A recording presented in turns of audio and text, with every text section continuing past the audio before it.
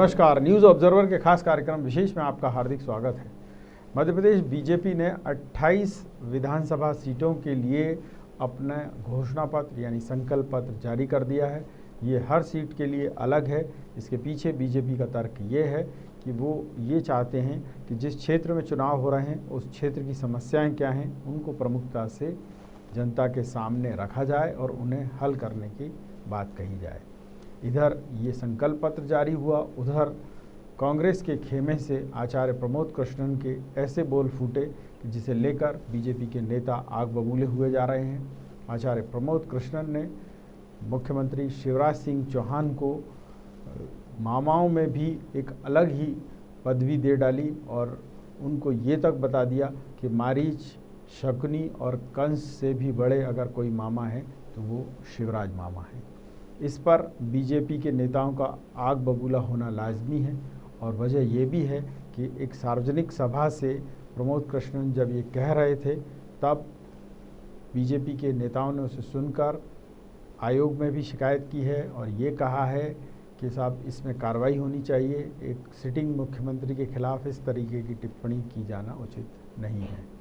उधर अनूपपुर की आज बात करें तो अनूपपुर में खुद सीएम शिवराज ने ये कहा है कि मैं मुख्यमंत्री रहूं ना रहूं, विकास जो है वो होना चाहिए, जनता के लिए काम करने की ललक मन में है।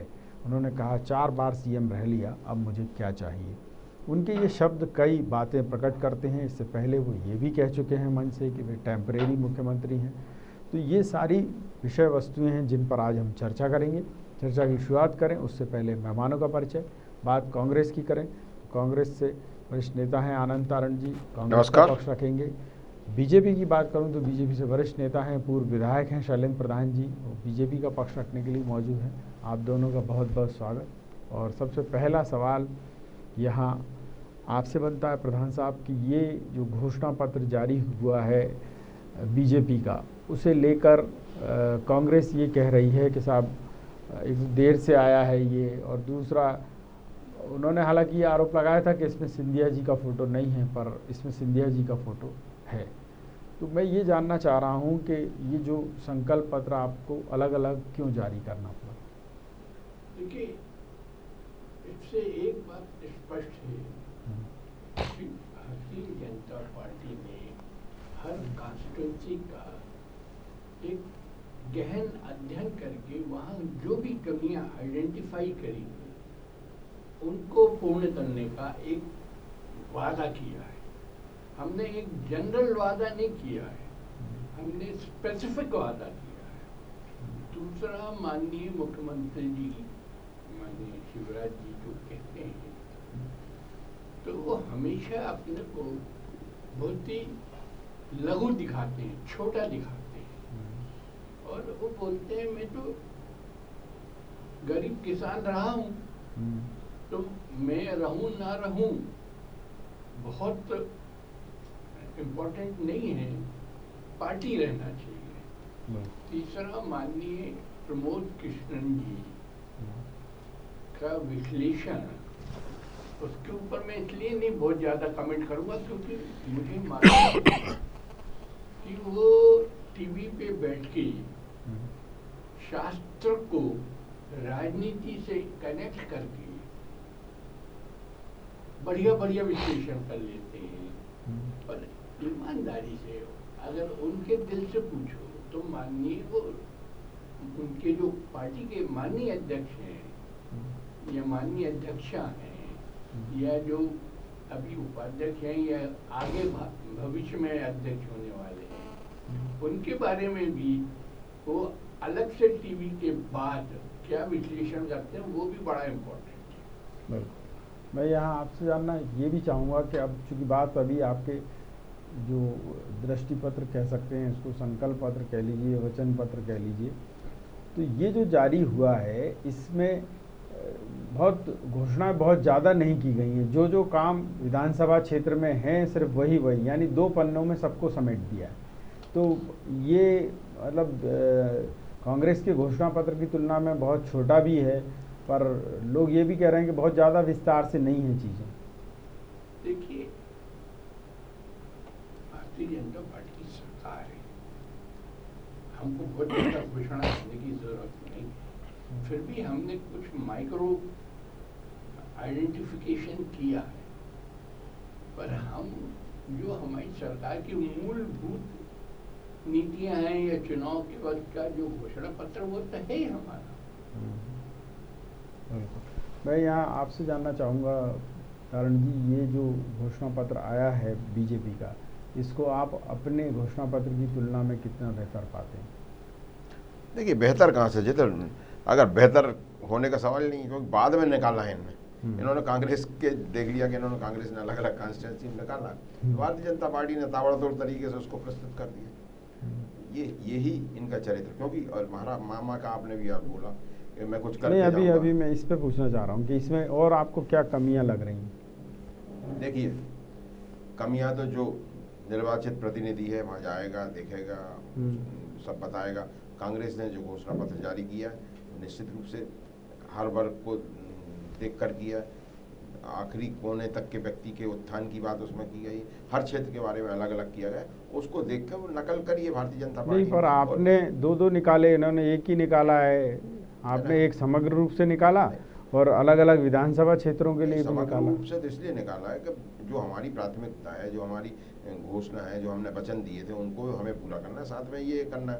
उनको भी सब कर दिया कि ये तो हम सब करेंगे, लेकिन साथ में जो वहाँ की आधारभूत मूल सुविधाएं, ठीक बात है, दिक्कतें, उनको भी ठीक है। प्रधान साहब, आप क्या कहेंगे? इन्होंने 2 घोषणा पत्र निकाले, आपने एक ही निकाला।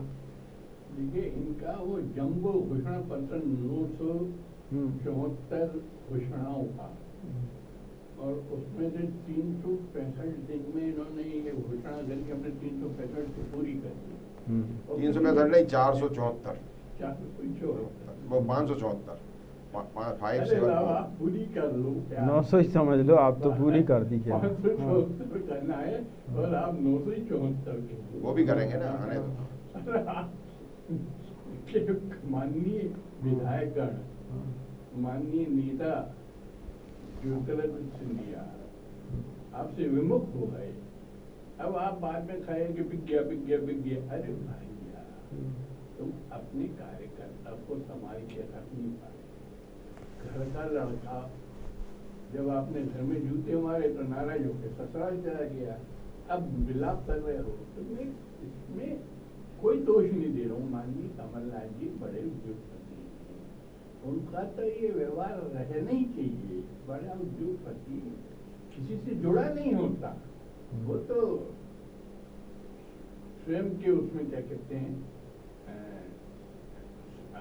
मस्त रहता, मतलब खुद में वो इतना वो रहता है, गर्वानुभूत वो रहता है, या क्या कहते हैं, गर्वोन्मत्त रहता है। गर्वोन्मत्त रहता है कि उसे मालूम है मैं जो कर रहा हूँ वही क्या ब्रह्म सत्य है, और बाकी जो बोल रहे हैं ये बेकार लोग। बिल्कुल नहीं, पर इन्होंने 2 घोषणा पत्र जारी किए, आप एक ही, वो भी सीट वाइज। आपने, इन्होंने भी पहले सीट वाइज जारी किए थे, पर उसमें राहुल गांधी का फोटो नहीं था, तो इसलिए इनको एक समग्र जारी करना पड़ा। आप भी कुछ ऐसा करने वाले हैं क्या बाद में? मैं एक चैनल पे बैठा हूँ, थोड़ी देर से बात करता हूँ। 5 दिन बाद चुनाव और हमको माननीय प्रधानमंत्री का फोटो लगाने की जरूरत नहीं है। वो तो उनका फोटो तो हर एक कार्यकर्ता के दिल में है और आम भारतीय के दिल में। नहीं, पर यहाँ ये बात उठ रही है, इन्होंने गलती की तो उसका उन्होंने वो कर लिया। अभी आपने तो सब चीज़ें सुधार के ही पेश कर दी, बात ही खत्म हो गई। पर लोग ये जानना चाह रहे हैं कि इन्होंने 2 घोषणा पत्र जारी किए, आप एक कर रहे हैं, प्रदेश स्तर पर कुछ अलग नहीं है क्या योजना? ये क्यों नहीं, इनको तो अभी कई घोषणा पत्र करना, क्योंकि ये आगे आने वाले नहीं है ना। तो अब इनको तो हर चुनाव के लिए, हर उपचुनाव के लिए घोषणा पत्र करना, तो कई करने पड़ेंगे। अगला सवाल मैं आपसे ये जानना चाहूँगा कि ये जो बात मुख्यमंत्री शिवराज सिंह चौहान ने कही है कि वे मुख्यमंत्री रहें ना रहें कोई बात नहीं, विकास हो जाए, जनता का कल्याण हो जाए, और 4 बार मुख्यमंत्री रह लिया, वो क्या चाहिए, ये शब्द वो क्यों बोल रहे हैं? इससे पहले उन्होंने कह दिया था कि मैं तो टेम्परेरी हूँ। क्या भारतीय जनता पार्टी कोई ऐसी प्लानिंग कर रही है कि इस चुनाव के बाद शिवराज जी को हटा के कोई और व्यक्ति लाना चाह रहे हैं? देखिए, बेसिकली जैसा कांग्रेस में है कि माननीय कमलनाथ जी मतलब सर्व पदों में इन्वॉल्व है, नेता भी वही, अध्यक्ष भी वही, नेता प्रतिपक्ष भी वही। तो उसका जवाब है कि मैं रहूं ना रहूं, पार्टी तो रहना चाहिए। और कमलनाथ जी की जो सोच है कि पार्टी रहे ना रहे, मैं रहना चाहिए। तो ये शिवराज जी को बैरागी क्यों हुआ, इसका कारण क्या है? ये इसके पीछे यही सोच है कि पार्टी उनको आगे बदलने वाली है या कोई नई भूमिका देने वाली है? देखिए, माननीय शिवराज जी को अगर पार्टी बदलेगी तो वो उनका प्रमोशन ही होना, कोई डिमोशन नहीं। यहाँ यही सवाल आपसे तारण जी कि सीएम होते हुए भी अगर शिवराज जी इतनी विनम्रता से कह रहे हैं कि साहब मैं रहूं नहीं रहूं कोई बात नहीं, 4 बार रह लिया सीएम और क्या चाहिए, अब आपको क्या लग रहा है कि वाकई इस चुनाव के बाद उनकी भूमिका बदलने वाली है? भूमिका तो बदलेगी, क्योंकि जनता ने ठान लिया है कि जो गद्दार हैं उनको सबक देना है। निश्चित रूप से उनकी भूमिका बदलेगी। अब भूमिका वो किस भूमिका में रखते हैं ये उनकी पार्टी के नेता लोग जाने। नहीं, सरकार अगर बन गई उनकी तो भी वही सीएम बनने रहेंगे। का सवाल ही नहीं है ना। चारों तरफ जब उनके खुद आरएसएस जो सबसे बड़ा उनका संगठन है उसने बोल दिया कि भारतीय जनता पार्टी की सरकार नहीं बन रही है। भारतीय जनता और जब उन्होंने बोल दिया, मैं अरे भाई जब तुम्हें काम करना था, आरएसएस वाले का कान में पेपरों में आया है, सब आया है, बताइए, पूछे प्रधान साहब आपको पता है कि ऐसा आरएसएस वालों ने बोला कुछ? माननीय बिटवीन द लाइन्स एक वो कुलदीप नायर का आर्टिकल आया था, बिटवीन द लाइन्स। तो हमारे तारण जी बिटवीन द लाइन्स ज्यादा पढ़ लेते हैं, जो बोल्ड लाइन्स होती है वो उनको नहीं दिखाई देती। ओ भाई, दूसरा ये है कि वो विकास की बात कर रहे हैं कि मैं करके जाऊंगा कुछ, तो ये 15 साल तक क्या करते रहे? क्यों जनता ने उन्हें नकार दिया और आज पिछले दरवाजे पे सत्ता में आ गए और इसके बाद इस तरह की बातें कर रहे हैं? निश्चित रूप से हताशा है, हताशा से वो भरे हुए हैं और इसलिए इस तरह के बातें बोल रहे हैं। क्या लगता है आपको प्रधान जी, जो आरोप ये लगा रहे हैं ये उचित हैं या सही हैं? ये देखिए, माननीय तारण जी पार्टी कांग्रेस के वफादार कार्यकर्ता हैं।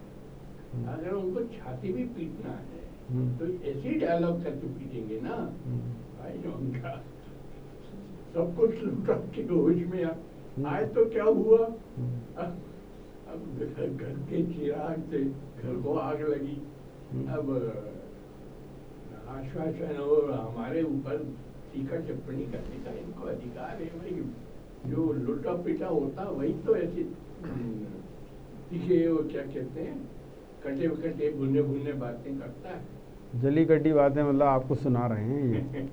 हमको नहीं, पार्टी के लिए कह रहे हैं। चलिए, अगला सवाल मेरा ये है कि प्रमोद कृष्णन जी ने ये जो आरोप लगाए हैं एक सार्वजनिक सभा में कि किस तरह से जो आरोप लगे वो आपने भी सुने होंगे कि मारीच, कंस और शकुनी ये तीनों मामाओं का उन्होंने उदाहरण देते हुए कहा कि इनसे भी बड़े मामा जो हैं वो शिवराज मामा हैं। इसको कैसे देख रही बीजेपी?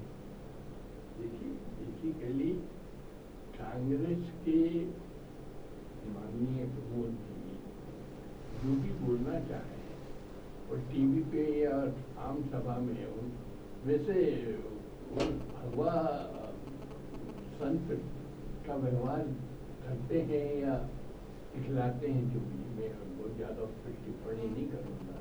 तब जो कांग्रेस के भगवा संत हैं वो इसी तरह से व्यवहार करते हैं।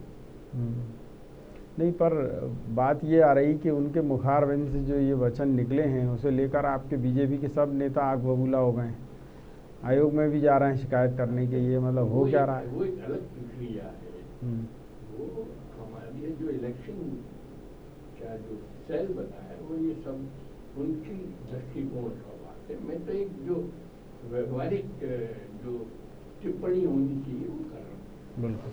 क्या कहेंगे तारण जी, क्या ये ऐसी टिप्पणी करना जरूरी है या इसमें आप कोई कमी नहीं मानते, ये ठीक है, हो गई तो अच्छी बात है, ऐसा समझ रहे हैं?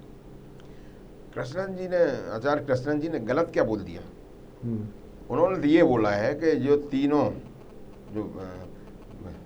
तीनों काल के जो मानव थे, मामा थे, महामानव नहीं कह सकते उनको आप जो भी अपन बोल सकते हैं, जो मामा थे, कांग्रेस जिन्हें महामानव मानती है नहीं, क्या हम नहीं उनको? कोई महामानव नहीं मानते, लेकिन अब वो आदि पुरुष रहे हैं आदि पुराने पुरुष जमाने भी के, नहीं कह सकते आप। पुराने जमाने के वो जो मामा खलनायक लोग रहे कहें हैं। तो चल भी जाए, आप अरे तो अपन मतलब आप खुद ही महिमा अपन मंडन कर रहे हैं। अपन उन्हें विलेन की संज्ञा दे दें नहीं जो, तो हाँ, तो अब आप विलेन कह रहे हैं, पर अभी तो आप जो तो भैया विचार व्यक्त कर रहे हैं तो उससे ऐसा लग रहा है वो महान है सब के तो सब। अपन वही बोल रहे हैं हाँ। कि जो उनकी भूमि कर रही है ठीक और है। उन तीनों की जो भूमि करी है उसका जो निचोड़ है हाँ। वो आदरणीय शिवराज जी में है। यही तो उन्होंने बोला है, उन्होंने क्या गलत बोल दिया? क्योंकि शिवराज जी ने मामा का रोल कहाँ निभाया? उनके शासन काल में किस तरह से बेटियों का, बहनों का बलात्कार हो रहा था, आत्महत्याएं कर रही थी, तो काय का मामा का रोल? उनके भांजे आत्महत्या कर रहे थे, व्यापम जैसे महाकांड हुआ जिसमें कई लोगों की जिंदगियां तबाह हो गई, 3-3 पीढ़ियों को नष्ट कर दिया, तो किस तरह के मामा थे? तो निश्चित रूप से अगर उन्होंने आचार्य कृष्णन ने उस बात की व्याख्या की है तो निश्चित रूप से सही है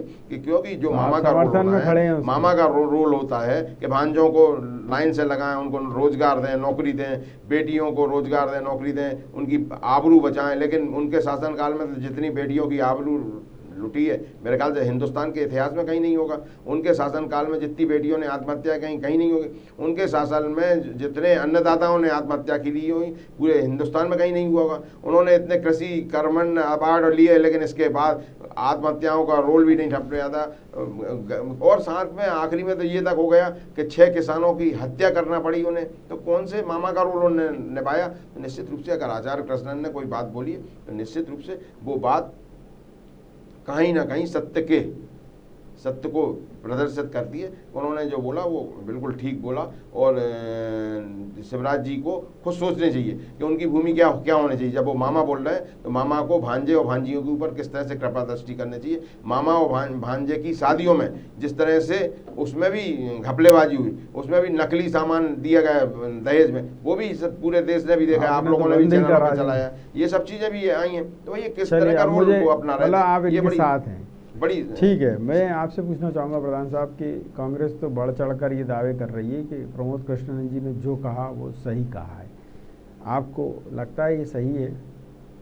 इनके जब नाना मुख्यमंत्री हो गए थे, या बाबा, नाना कहें कि बाबा कहें, आप बदलाव, अमरनाथ जी जब मुख्यमंत्री हो गए थे, चाचा कह दो आप। चाचा के ठीक है। ये इनको तो सहमत हो जाएंगे कि इस पे सहमत हो। अब वो इतने मतलब बुजुर्ग नहीं है कि आप नाना और बाबा की श्रेणी दें, नहीं हो, चाचा कह सकते हैं आप। चाचा। तो मामा चाचा हमारे मामा पे टिप्पणी कर रहे, इनके चाचा के वक्त वो जो हमारे जो भी स्कीम थे उस पे इन्होंने क्यों नहीं कार्रवाई करी? कहाँ कार्रवाई करने दी भैया? आपने सरकार गिरवा दी है प्रधान साहब। आपने तो सरकार आप जो उनने शुद्ध के लिए युद्ध लड़ा, जो उन्होंने आपके माफिया राज पे प्रयास किया था, उसके चेहरे के पीछे सब भारतीय जनता पार्टी के नेता और कार्यकर्ता आ रहे थे। तो इसलिए ताबड़तोड़ तरीके से आदरणीय शिवराज जी के कान में राष्ट्रीय नेताओं ने बोला कि भैया सरकार गिरवा, नहीं तो पूरे भाजपा की काम लगने वाला है। तो इस तरह से तो आपने सरकार गिरवा दी। किस तरह से जो चलिए आप इंदौर वाला जो मामला है उसमें आज एक आदमी ने आत्महत्या कर ली। तो किस तरह से ये हालात है कि आज भारतीय जनता पार्टी की सरकार में भी उसको लग रहा है कि कहीं मेरे परिवार को मुझे तकलीफ है, उसने आज उसकी 1-2 दिन में उसकी समर्थन में खड़े हो गए जीतू सोनी के। तो निश्चित रूप से ये भारतीय जनता पार्टी के आदरणीय, आप मतलब पार्टी से अलग ही चल रहे हैं। पार्टी जीतू सोनी के खिलाफ तो आपने कार्रवाई करवाई थी, नहीं और हमने आप तो अब उसके समर्थन नहीं, में। लेकिन क्यों उसने आत्महत्या की उसकी बात कर रहा हूँ। तो ये भारतीय जनता पार्टी के पास तो जो दागी दाग है ना हर तरीके के। चलिए बताइए प्रधान साहब, ये तो अपनी गलती मानने को तैयार नहीं है और बार बार यही आरोप लगा रहे हैं कि नहीं आपके इनने गलतियां की हैं। नहीं, गलती नहीं कर रही होती तो ये रोड पे क्यों होते हैं? सरकार से क्यों जाते? पिछले दरबार सरकार कब्जा क्यों करा इनने? क्या आवश्यकता पड़ी कि चाल चरित्र चेहरे वाली पार्टी दूसरी पार्टी से अलग लाइन हटाने वाली पार्टी को क्या आवश्यकता पड़ गई? कारण जी इन्होंने जो पूछा उसका जवाब दे दीजिए। बनाना पड़ा उन्हें गद्दार। और कारण जी 15 महीने कम नहीं होते हैं। अगर ये कह रहे हैं कि अगर इन्होंने कोई घोटाले किए थे तो आप तत्काल जांच शुरू करके दंडित करा देते। नहीं कर रहे थे ना। देखिए हमारा सबसे पहला कर्तव्य था उस जनता के प्रति जिसने हमें जनादेश दिया था। इन सब कामों पे भी सब काम चल रहे थे, लेकिन भारतीय जनता पार्टी इतनी घबरा गई, इतनी बौखला गई कि उसने सरकार को गिराने के लिए हथकंडे अपनाना पड़े। लेकिन हमारा जो कर्तव्य था, सबसे पहले हमने घोषणा करी थी किसानों का कर्जा माफ करेंगे, करा ना हमने। 27,000 किसानों का कर्जा माफ किया, बाकी लोगों को करना था, घबरा गए। 27 लाख किसानों का कर्जा माफ किया, तो निश्चित रूप से भारतीय जनता पार्टी के लोग घबरा गए। आप मतलब बीजेपी का सपोर्ट कर रहे हैं कि कांग्रेस का कर रहे हैं? कांग्रेस की बात हो रही है। तो अजीबोगरीब स्थिति है। आप पहले 27,000 बोल रहे हैं, अरे 27 लाख बोल रहे हैं। चलिए कोई बात नहीं। अब मुझे ये बताइए कि अगर 15 महीने भी मिले आपको, तो आपके घोषणा पत्र में तो ये पहले ही पेज पे लिखा था कि इनके घोटालों की जांच आप तत्काल शुरू करेंगे और दंडित कराएंगे। जांच शुरू करने में आपको 10 महीने लग गए। प्रकाश जी, हाँ, जांच कोई ऐसा तो है नहीं कोई, मैं आपसे बार बार वही बात बोलता हूँ। आप मैं ये बनिए की दुकान थोड़ी है कि जांच हमने ये बोला कि चलो भैया कौन दोषी, चलो इसको फांसी चढ़ा दो, इसको सजा दे दो, इसको जेल में डाल दो। भाई जांच के लिए सब सरकारी एजेंसी हैं, सब कर्मचारी हैं, होता है सरकारी। तो कुल मिला के आपने इनको मतलब जो है मौका दे दिया 15 महीने का, ऐसा? किसको मौका दे दिया? इन लोगों को, सबको। नहीं, इनको कोई भरोसा था कि ये इस तरह की वो करेंगे? जिन ये लोगों क्या ने गद्दारी किया तो आप गद्दारी कांग्रेस के साथ तो की, इन्होंने तो अपने क्षेत्रों के जनता के साथ भी गद्दारी की। आज वो अपने क्षेत्र में नहीं जा पा रहे हैं, ये हालात है। चलिए बताइए साहब, प्रधान साहब ये कह रहे हैं कि गद्दारी आपने की और स्थिति है क्या? बेसिकली वो कौन सी वो ना, एक हमारे विधायक का नाम आया था जो महिला के साथ रूम में आए और पैसे दिए 15,000 कुछ, वो इनके मुख्यमंत्री के बाजू में खड़े थे। तो हाँ, 2 विधायकों को इन्होंने खरीदा था, ऐसा आपको आरोप था उस समय, शरद कौल और नारायण त्रिपाठी। पर सवाल ये है कि इन्होंने तो 2 ही खरीदे या 2 ही को मिलाया, आपने इतने ज्यादा क्यों मिला लिए? आपने मिला लिए? हाँ, हमने किसी को खरीदा नहीं है प्रधान साहब, हमने किसी को खरीदा नहीं है। ब्लैकमेल किया आपने, ब्लैकमेल किया आपने आपके कामों से। तो लीजिए, वो हमारे पास आए थे, हम लोगों ने, और इसके बाद हमने उन पर कभी दबाव नहीं डाला। फिर चले क्यों गए? फिर उनको लगा कि किसी कर्म के नहीं है, कहना ये लोग है। चले क्या गए, वो तो उनको, हम कभी किसी के साथ गलत नहीं करते। और भारतीय जनता पार्टी ने तो लोगों की जिंदगियों के साथ खेला है ना, इन विधायकों की सब जिंदगियों। आज ये सब जो मंत्री थे या विधायक थे, आज उन्हें लाले पड़ रहे हैं जीतने के लिए। निश्चित रूप से इन सब चीजों का खमियाजा इन सबको भुगतना पड़ेगा। नहीं, पर ये जनता लीजिए, भारतीय जनता पार्टी, सवाल तो सुनिए, विधायक प्रतिनिधियों का मामला है। सवाल तो सुनिए। वो ये कह रहे हैं कि आपने जब उनके 2 विधायक खरीदे या उन्हें प्रलोभन दिया या उनको ब्लैकमेल किया, तब आप बहुत अच्छे थे। अब इनके पास 22 स्वतः चल के आ गए तो ये बहुत बुरे हैं। तो ये 2 मापदंड कैसे? हमने तो कभी ये नहीं, हमने ना उन्हें खरीदा, वो अपनी मर्जी से नाराज थे भारतीय जनता पार्टी के शासन से, उन्होंने कांग्रेस के फेवर में दिया। और फिर नाराज हो गए कांग्रेस से क्यों? हमने कभी उन्हें बांधने की कोशिश नहीं की। हाँ। हमने कभी, बल्कि आपने तो ये भी देखा होगा कि हमारे अध्यक्ष महोदय जो ने एक का इस्तीफा को वापस कर दिया, भाई वापस ले जाओ तुम, अगर उनके मन में कोई उसके प्रति। कौन कह रहा है इस्तीफा वापस कर दिया आपने? क्या मतलब आप कोई नई कहानी गढ़ रहे हैं? प्रजापति जी ने एक का इस्तीफा वापस लिया, उसने आपको पता ही नहीं है इसका मतलब? ले लिया अपना कि मैं वापस, आप गलत बोल रहे हैं। प्रजापति जी ने तो वो रख लिया था अपने पास स्वीकृति के लिए, परंतु इनका प्रोटेम स्पीकर जब बीजेपी का बना तो उसने निरस्त कर दिया। नहीं साहब, ये नहीं, प्रजापति जी ने ही वापस किया था। आप देख लीजिए, पुराने रिकॉर्ड में देख लीजिए आप। ऐसा नहीं, मैं बहुत गंभीरता के साथ, बहुत जवाबदारी के साथ आपसे बोल रहा हूँ प्रकाश जी कि उन। चलिए बताइए साहब, प्रधान साहब ये जिम्मेदारी से बोल रहे हैं क्या झूठ बोल रहे हैं? इनके तो सभी नेता जो बोलते हैं, उसके ऊपर टिप्पणी करना मैं सोचता हूँ उचित नहीं होगा, क्योंकि ये बहुत जिम्मेदार लोग हैं और इसीलिए जनता इनको रिजेक्ट करती आ रही है। भारतवर्ष में भी मतलब इसलिए हमें जनता रिजेक्ट कर रही है, इसलिए पिछले दरवाजे पे आप सत्ता पे काबिज हो रहे हो, आप चोर दरवाजे से आ रहे हो सत्ता के ऊपर। ये अलग बात है कि अब उनकी बात तो पूरी हो जाने दीजिए, आप बीच में टोक देते। सम्मान नहीं मिल गया, लेकिन भारतीय जनता पार्टी के लोग तो पिछले दरवाजे से आ रहे हैं। आपको कौन सा सम्मान मिल गया? आधे 5 साल के बाद आते ना, हमारे कर्मों पर लेके आते आप। लेकिन आपने तो सरकार, एक अच्छी सरकार को, चलती हुई सरकार को, जो जनहित में काम कर रही थी सरकार, उसको गिराने का। अब आप क्या है कि आप तारण जी विषय को घुमा देते हैं, वो बोल रहे होते हैं प्रधान जी कुछ, तो बीच में टोक देते हैं आप। ये बड़ी मुसीबत है। बताइए साहब प्रधान जी, क्या वाकई शरद कौल का इस्तीफा जो है वो प्रजापति जी ने रिजेक्ट किया था, या रिजेक्ट नहीं किया, वापस दिया उसे, रिजेक्ट नहीं किया, उसे या वापस दिया कि आप या वापस ले लो। रामेश्वर उसने बोला शर्मा वापस जी ने लेना दिया चाहता था। हूं। उन्होंने कहा ठीक है वापस ले लो। नहीं, ऐसा नहीं है, ऐसा आप ही है गलत बोल प्रकाश, रहे हैं। बहुत जवाबदारी के साथ, बहुत गंभीरता के साथ कह रहा हूँ, उनने उसे बहुत साहिदा के साथ वापस किया। बताइए साहब। माननीय विधायक के इस्तीफा स्वीकार करना और अस्वीकार करना, और उन्होंने भी वापस लिया, और माननीय प्रजापति जी ने वापस कर दिया। ये विषय मेरे ख्याल से डिबेट का इसलिए नहीं हो सकता। ये तो माननीय कौल जी खुद बोली, अब इस पे माननीय कांग्रेस के प्रवक्ता बोल रहे हैं तो और ये बोल रहे हैं, कौल जी तो कह रहे हैं कि साहब मैंने दिया ही नहीं था, उन्होंने फिर भी लेके रख लिया था। और फिर बाद में अरे भाई, रामेश्वर एक बात शर्मा जी को एक- पत्र लिखा उन्होंने, सुन लीजिए आप, क्या है, झुठलाया मत करिए तथ्य को।